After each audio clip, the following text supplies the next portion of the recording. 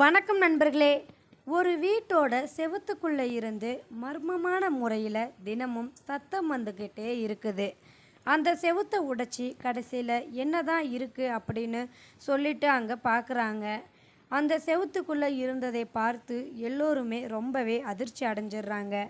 அப்படி அந்த செவுத்துக்குள்ளே என்னதான் இருந்துச்சு, இது எங்கே நடந்துச்சு அப்படிங்கிறத முழு டீட்டெயிலாக இந்த வீடியோவை பார்க்கலாம்.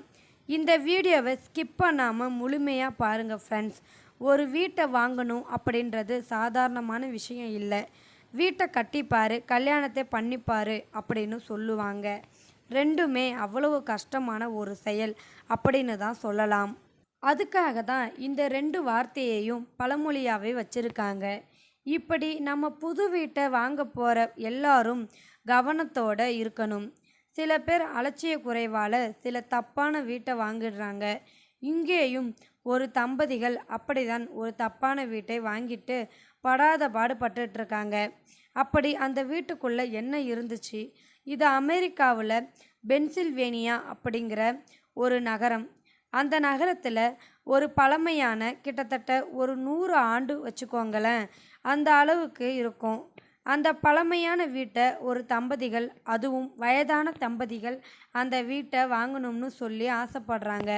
அது எதுக்காக அப்படின்னு சொல்லி பார்த்தீங்கன்னா, அவங்க சின்ன வயசுல இருந்தே அந்த வீட்டை வாங்கணும்னு சொல்லி ஆசைப்பட்டு இருந்தாங்க.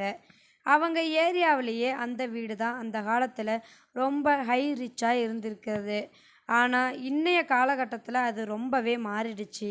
அதை ஓல்டு ஸ்டைல்னு சொல்கிறாங்க. அப்படிப்பட்ட பழமையான வீட்டை வாங்கணும்னு சொல்லி அந்த சின்ன வயசுலேயே அவங்க ஆசைப்பட்டிருக்காங்க. அதுக்காக அவங்க வாழ்நாள் முழுக்க அந்த காசை சேர்த்து வச்சுருக்காங்க. இவங்க கொஞ்சம் கொஞ்சமாக சேர்த்து வச்ச அந்த காசை எப்படியாவது அந்த வீட்டை வாங்கணும் அப்படின்னு சொல்லிட்டு தான் இழுத்து பிடிச்சி வச்சுருக்காங்க. அவ்வளவு காசையும் கடைசியாக அந்த வீட்டோட மதிப்பை இவங்க இப்போ ரேட்டுக்கு கணிச்சு நம்ம வாங்கலாம் அப்படின்னு சொல்லிட்டு அந்த வீட்டை வாங்குறதுக்காக அந்த வீட்டு ஓனர்கிட்ட போய் பேசுகிறாங்க. அப்போ அந்த வீட்டு ஓனர் குறிப்பிட்ட தொகையை சொல்லி இருக்கிறாரு. இவங்க சேர்த்து வச்சிருந்த அந்த தொகையும் கொஞ்சம் அதிகமாகவே தான் இருக்குது. அதனால் இவங்களுக்கு ரொம்பவே சந்தோஷம். நாம் நினச்சதை விட கொஞ்சம் கம்மியாகவே இருக்குது அப்படின்னு சொல்லிட்டு அதனால் அந்த காசை அந்த வீட்டு ஓனர்கிட்ட கொடுக்குறாங்க. நாளையிலிருந்து இந்த வீடு எங்களுக்கு சொந்தமாயிடுச்சுன்னு சொல்லி ரொம்பவே சந்தோஷப்படுறாங்க. அந்த வயதான தம்பதிகள் ரெஜிஸ்ட்ரேஷனும் நல்லபடியாக முடிஞ்சது. அந்த வீட்டை இவங்க பேருக்கு அந்த வீட்டு ஓனர் எழுதி வச்சார். அதுக்கப்புறமா அந்த வீட்டுக்கு புது புது ஃபர்னிச்சர் எல்லாத்தையுமே வாங்கிட்டு வராங்க. வீட்டுக்கு பெயிண்ட் அடித்து ஃபர்னிச்சர் எல்லாத்தையும் உள்ளே கொண்டு போய் வச்சு அதுக்கப்புறமா அந்த வீட்டுக்கு கிரகப்பிரவேசமும் நல்லபடியாக பண்ணுறாங்க. நம்ம கிரகப்பிரவேசம் நல்லபடியாக முடிச்சிட்டோம். இனி நம்மளுடைய வாழ்க்கை கடைசி காலம் இதிலேயே போகட்டும் அப்படின்னு சொல்லி அந்த தம்பதிகள் 2 பேருமே முடிவு பண்ணுறாங்க. ஆனால் அங்கே தான் ஒரு துரதிர்ஷ்டமான சம்பவம் நடக்குது. ஏன்னா அன்னைக்கு ராத்திரி முதல் முறையாக அந்த வீட்டுக்குள்ளே தங்குறதுக்காக உள்ளே அடி எடுத்து வைக்கிறாங்க. கிரகப்பிரவேசம் முடிஞ்சு முதல் நாள் தங்கும்போதே அவங்களுக்கு அந்த சம்பவம் நடக்கும்னு சொல்லி கொஞ்சம் கூட எதிர்பார்த்துருக்க மாட்டாங்க. இரவு நைட்டு தூங்கும்போது சரியாக ஒரு 11-12 மணி அவங்க காதில் ஒரு வித்தியாசமான சத்தம் கேட்குது. என்ன சத்தம் ஏதோ கேட்குதேன்னு சொல்லி முதல் நாள் அவங்க அலட்சியமாக தூங்கிட்டாங்க. ஆனால் அடுத்த நாளும் அதே மாதிரியான சத்தம் கேட்க ஆரம்பிச்சிருச்சு. உடனே இவங்களுக்கு கொஞ்சம் பயம் வந்துச்சு.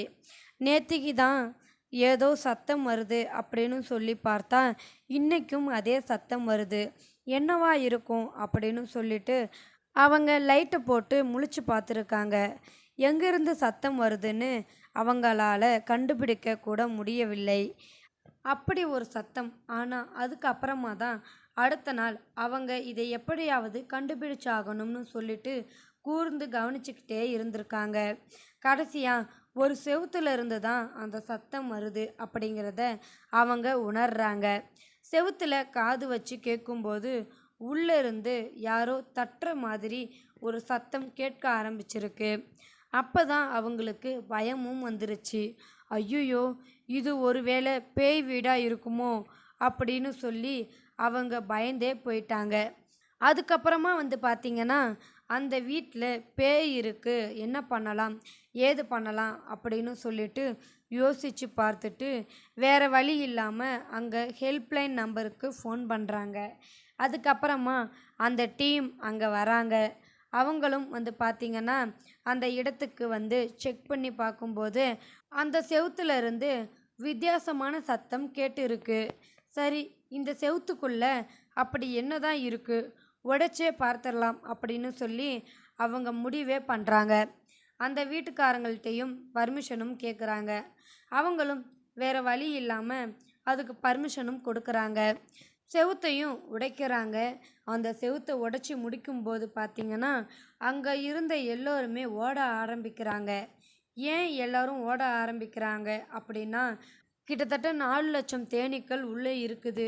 அவ்வளவு தேனீக்களும் பார்த்திங்கன்னா வெளியில் வந்த உடனே எல்லோரையும் கடிக்க ஆரம்பிச்சிருச்சு. அங்கிருந்து எல்லாம் தெரிச்சு ஓட ஆரம்பிச்சிருக்காங்க. அதுக்கப்புறமா அந்த ஹெல்ப்லைன் நம்பர் ஆளுங்க எல்லோருமே என்ன சொல்கிறாங்க அப்படின்னா, நாங்கள் இதுக்கப்புறம் இந்த டியூட்டியை கண்டினியூ பண்ண மாட்டோம். தேனீக்களை பிடிக்கிறது எங்களோட வேலை இல்லை. அதனால் நாங்கள் இங்கேருந்து போயிடுறோம் அப்படின்னு சொல்லிட்டு அந்த ஹெல்ப்லைன் ஆளுங்க எல்லாமே ஓடிடுறாங்க. இது கடைசியாக போகும்போது அவங்க ஒரு வார்த்தையை சொல்லிட்டு போகிறாங்க. இந்த தேனியை ரிமூவ் பண்ணுறதுக்குன்னு ஸ்பெஷல் டீம் ஒன்று இருக்குது, அவங்கள போய் பாருங்க அப்படின்னு சொல்லிடுறாங்க. வேறு வழி இல்லாமல் அதுக்கப்புறமா அந்த தம்பதிகள் அந்த டீமையும் வரவழைக்கிறாங்க. அந்த டீம் வந்ததுக்கப்புறம் அந்த தேனீக்களை பார்க்குறாங்க. இது 4 லட்சம் தேனீங்க, ரொம்பவே அதிகமான தேனீ அப்படின்னே சொல்லலாம். நாங்கள் தேனீ வளர்க்குறோம் தான், தேனீ எப்படி எடுக்கணும் அப்படின்றது எங்களுக்கு நல்லாவே தெரியும். இங்கேருந்து ரிமூவ் பண்ணணும் அப்படின்னா 8 லட்சம் ரூபாய் தேவைப்படும் அப்படின்னு சொல்கிறாங்க. தன் கையில் வச்சுருந்த அத்தனை காசையும் அந்த வீடு வாங்கிறதுக்காகவே செலவு பண்ணிட்டோம். 8 லட்சம் ரூபாய் எங்கள் கிட்ட கிடையாது. தயவு செஞ்சு கொஞ்சம் கம்மியாக கேட்டு இந்த தேனீக்களை எங்கேருந்து ரிமூவ் பண்ணிடுங்க அப்படின்னு அவங்களும் எவ்வளவோ கெஞ்சுறாங்க. 8 லட்சம் ரூபாய்க்கு கொஞ்சம் கம்மியாக இருந்தால் கூட நிச்சயமாக இந்த தேனியை நாங்கள் விரட்ட மாட்டோம். எங்களுடைய டியூட்டி அது கிடையாது, நாங்கள் போகிறோம் அப்படின்னு அவங்களும் மறுத்துடுறாங்க.